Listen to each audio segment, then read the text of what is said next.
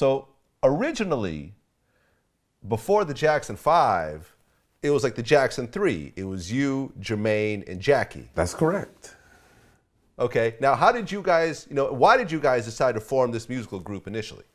Well, our TV had broken down, and we used to sing a lot of country western with my mother because she loved that music, and we harmonized with her. And my father played guitar, and with his brother, every weekend they play, and I sit there and just stare and stare and stare. And he knew we loved that guitar, and so he used to say before he went to work, he put it away in the closet in the case and tell us, sit us on the couch and point his finger, "Don't you touch my guitar when I'm at work."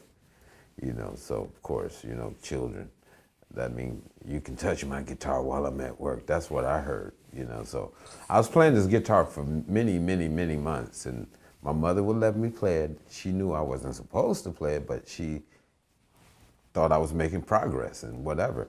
So one day I broke the string, and I didn't know what to do about it. I didn't know how to change the string. I didn't know what string I broke or whatever. Couldn't even buy one.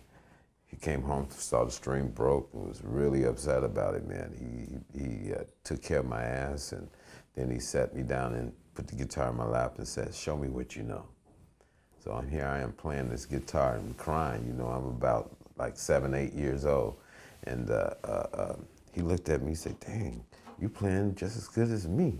So he gave it to me. He gave me the guitar right there on the spot, and bought himself another guitar, a better one, of course. But I still have that original guitar. Wow. Yeah, so he gave me the guitar. He said, "I want you to learn every song on the radio."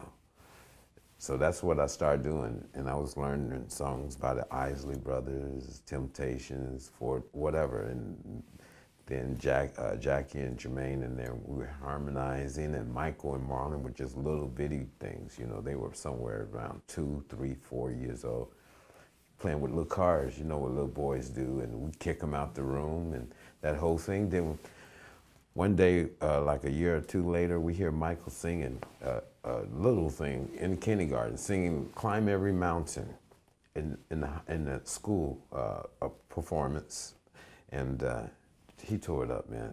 We couldn't believe, our mouths flew open, couldn't believe that was our brother up there singing.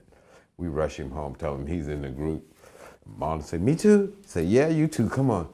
So that's how the Jackson brothers were formed. We did a wedding, and the lady said to us, "What is your name?"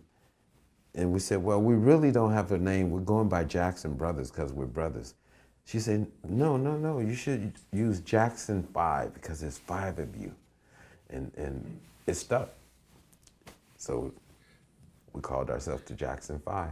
Now, when you watch the TV movie about the Jacksons, and you had mentioned earlier in this interview that like when your dad caught you with the guitar, he gave you a whooping. Your dad was portrayed as kind of a mean father and a disciplinarian. Like how accurate was that from your point of view? Well, the movie was accurate in they dramatized it to keep the audience, what television does.